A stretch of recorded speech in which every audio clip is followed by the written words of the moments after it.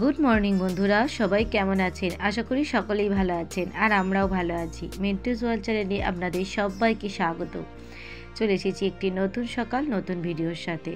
আজ হলো বৃহস্পতিবার আর এখন বাজে সকাল 9টা। এখন থেকেই আমি আমার ভিডিওটি শুরু করছি, তো চলুন দেখতে থাকুন।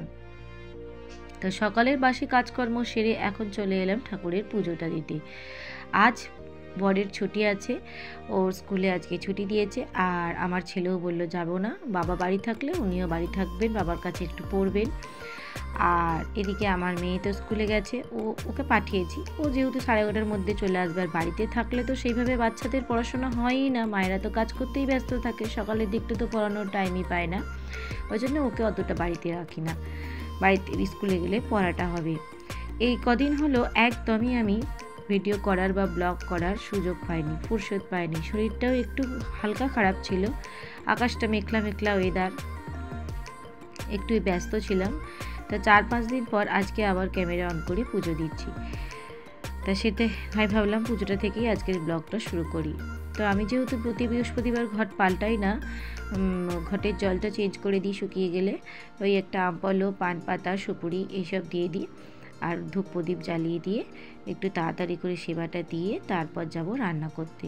ওরা না স্কুল গেলে আগে পুজোটা করে নিই, তারপর রান্না করি, আর ওরা স্কুল গেলে আগে রান্না করি, তারপরে পুজোটা করি। তাই বৃহস্পতিবার তাই একটু ফল মিষ্টি জল দিয়ে ভগবানের সেবায় লাগিয়ে দিলাম।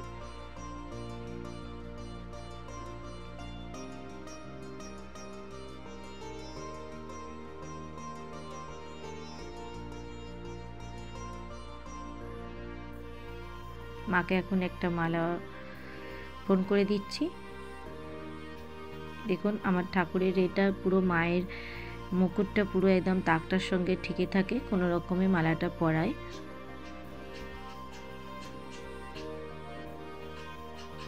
আর এখন সমস্ত দেবদেবীকে একটু করে ফুল অর্পণ করে দিচ্ছি, দিয়ে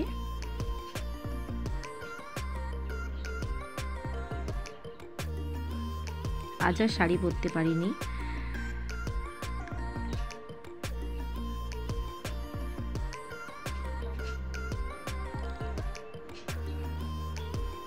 পুরো পুজো আপনাদের সঙ্গে শেয়ার করলে, এই পুজোটা করতে প্রায় ঘন্টাখানেক তো আমার লাগেই, শেয়ার করলে তো ব্লগটা আর অন্য কিছু দেখানো যাবে না, তাই ওপর একটু দেখিয়ে দিলাম। আর মাঝে মাঝে এই ঠাকুর পুজোটা শেয়ার না করলে আমার ভালোও লাগে না, মনে হয় সব কাজ দেখালাম।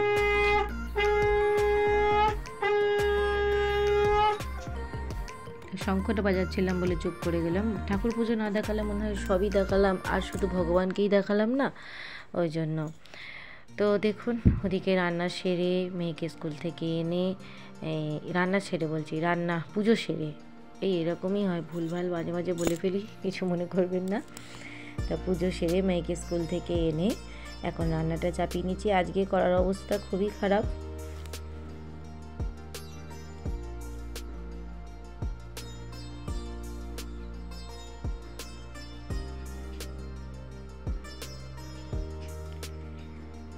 ডালটা একটু গামাখা মাখা করবো, একটা মাছের ঝোল হয়ে গেল।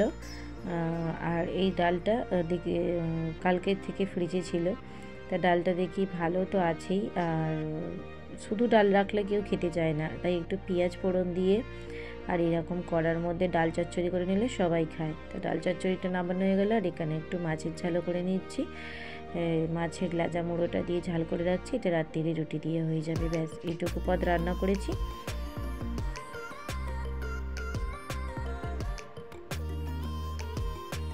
আর ওদেরকে এখানে খেতে দিয়ে দিলাম, মেয়েকে ভাতটা মাখিয়ে দিচ্ছি।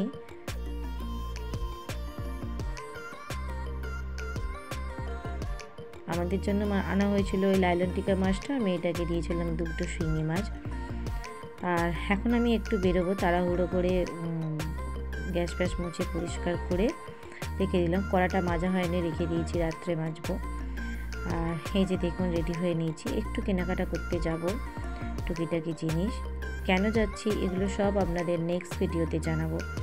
আজকের ভিডিওটা দেখে যদি কেউ কিছু আজ করতে পারেন ভালো, নাহলে নেক্সট ভিডিওতে আপনাদের বলবো কেন বেরিয়েছি। তো যথারীতি আমার কেনাকাটা কমপ্লিট হয়ে গেছে। লাস্ট এই দোকানটায় ঢুকেছি আমি আমার ফ্লাক্সটিকে সারাবো বলে। আমার ফ্লাক্সটা মুখটা এই যে দেখছেন, মানে মুখের সামনেটা নড়ে গেছিলো, ভাঙেনি, নড়ে গেছিলো। তা ওরা বললো চেঞ্জ করতে হবে, ভেতরের গার্ডারটা না কি থাকে ওগুলো খুলে গেছে। তো আমরা বললাম চেঞ্জ করে দিই, নতুন কেনার দরকার কি, এখন যেহেতু ভালোই আছে ফ্লাক্সটা, এটা চেঞ্জ যখন করা যায় চেঞ্জই করে দিই। আর আমার কি হয়, আমি যখনই বাইরে যাই আমি না ব্লগ করতেই ভুলে যাই। এর আগে আমি 2-3টে দোকান থেকে জিনিস কিনেছি, কিন্তু আমি সেখানে দাঁড়িয়ে জিনিস কিনতে গিয়ে আর আমার বরের মানে ও তো বার্গেনিং করে কিনে, ওই নেশাতে থাকতে থাকতে মানে আমি ভুলেই চাই যে আমি একটা ব্লগ চ্যানেল আছে, আমি ভিডিওটা করব। তাই আগের দোকানগুলো আর করা হয়নি। এইখানটা এসে মনে পড়েছে অনেকক্ষণ ছিলাম। এই দোকানটা আমার খুব প্রিয় দোকান, অনেক বছর ধরেই যাই আমরা। এখানে সমস্ত রকমের গিফটের আইটেমও পাওয়া যায়, সব কিছু। ভীষণ বড় একটা সুন্দর সাজানো গোছানো দোকান, কত কি। আমার এখানে একটা গনু বাবা খুব সুন্দর পছন্দ হয়েছে, কিন্তু আমার রাখার জায়গা নেই গাড়িতে। তো দেখুন, একটা নতুন ফ্লাক্স থেকে খুলে এই ফ্লাক্সটাতে পুড়িয়ে দিলে ফ্লাক্সটা চেঞ্জ করে আনলাম। আর এটা চলে এসেছি রাত্রির বেলা একটু কেক বানাবো, ফ্রুট কেক। তা ওখানে নিয়েছিলাম কাজু, কিচমিচ, টুটি ফুটি, চেরি, আর তারপরে বেকিং পাউডার আর চিনির গুঁড়ো আর ময়দা, সাদা তেল সব কিছু দিয়ে একটা কেক বানাচ্ছি। তা সুগার পাউডারটা আর ময়দাটাকে একটু মিক্সড করে নিলাম বেকিং সোডা দিয়ে। বেকিং সোডাটা 1 চামচ মতন দিই, আর অল্প অল্প করে দুধ দিয়ে গুলবো এটা।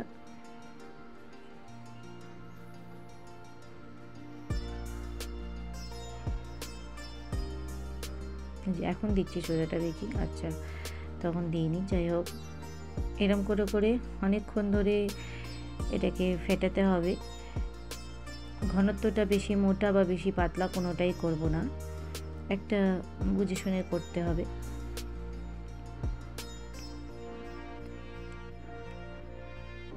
আর এখন একটা ডিম নিয়েছি, ডিমটাকে সুন্দর করে ফেটিয়ে তারপরে ওটার মধ্যে মিশিয়ে দেব।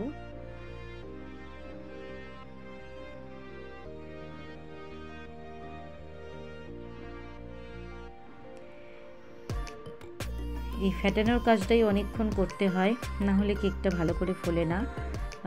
অনেকক্ষণ ধরেই করেছি, যেটুকু আপনাদের সঙ্গে শেয়ার করেছি। তো বেশ কিছুক্ষণ ফেটানোর পর এর মধ্যে একটু কাজু, কিচমিচ, টুটি ফুটি দিয়ে দিচ্ছি, দিয়ে আবার একটু ঘুরিয়ে নেব, কারণ ভেতরেও যাতে এগুলো একটু থাকে।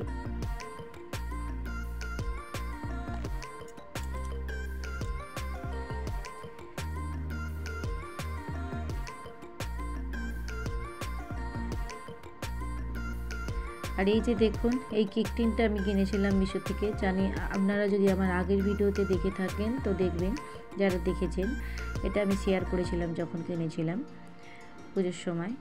তো এবারে তো শীতে আর কেক বানানো হয়নি, বাইরের কেক হয়ে গেছিলো, তা এত হয়ে গেছিলো। ওটার মধ্যে একটু তেল ব্রাশ করে নিয়ে আমি একটা কাগজ কেটেই রেখেছিলাম হার্ট শেপের, ওটা দিয়ে দিলাম, আর একটু ময়দা নিয়ে চারিদিকে একটু কোট করে দিলাম, আর তারপরে এই ব্যাটারটাকে ঢেলে দিলাম।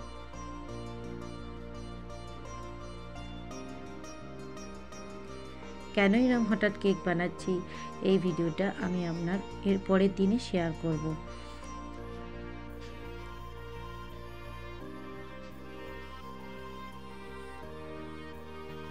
উপর থেকে একটু ভালো লাগার জন্য কাজু, কিচমিচ, টুটি ফুটি, চেরি সব কিছু দিয়ে সুন্দর করে একটু সাজিয়ে দেবো।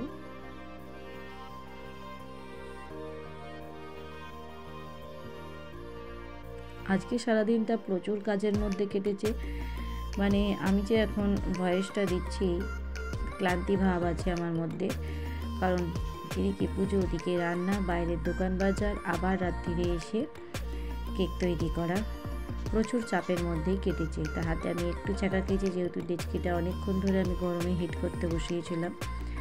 আর এই যে দেখুন, চারিদিক দিয়ে একটা কাপড় ঢেকে দিয়েছি, আর তারই মাঝখানে ফুরসত পেয়েছি চা খাওয়ার বাসন, কেকটা যে ব্যাটারে গুলেছি সেইটা, মানে কেকের মানে বাসনগুলো সব কিছু এখন পরিষ্কার করে মেজে ধুয়ে নেব। আর আমার সারা গায়ে ময়দা, চিনির গুঁড়ো এইসব লেগে আছে।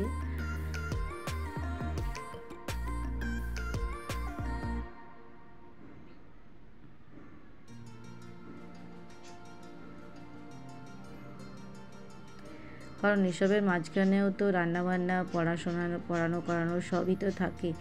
এসে আবার বেরিয়েছিলাম, মানে এক জায়গা থেকে এসে আর এক জায়গায়, মানে এই কটা দিন খুবই একটু ব্যস্ততার মধ্যে আমার কাটছে। মানে শরীরে পরিশ্রমটা অত্যাধিক হচ্ছে, তাই সেই পরিমাণে পরিশ্রম হয়েছে। যতক্ষণে কেকটা ব্রেক হচ্ছে, প্রায় 25 থেকে 30 মিনিট অবধি আমি লো হিটে কেকটাকে ব্রেক করতে বসাই। যতক্ষণ না ওটা সুন্দর করে ফুলে ওঠে ততক্ষণ ওটা আর খুলবো না। তার মাঝখানে এই বাসনটা আমি নিজে পরিষ্কার করে নিচ্ছি।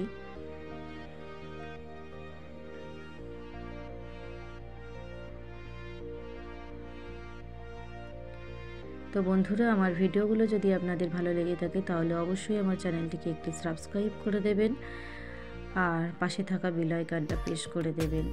দিদি বা বোন যে নামেই সম্বোধন করুন না কেন, আমার চ্যানেলটিতে একটি লাইক দিয়ে আমার পাশে থাকবেন, তাহলে আমার ভীষণ ভালো লাগবে। তো আধা ঘন্টা হয়ে গেছে, দেখুন কেকটা খুললাম, কতটা ফুলে উঠেছে।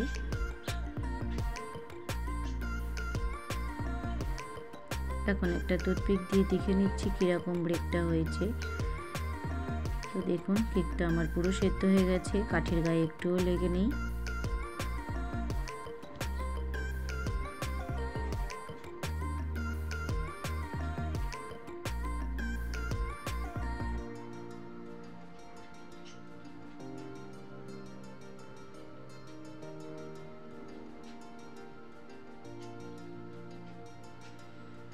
তো কেকটা এখন গরম আছে, একটু হালকা ঠান্ডা হোক।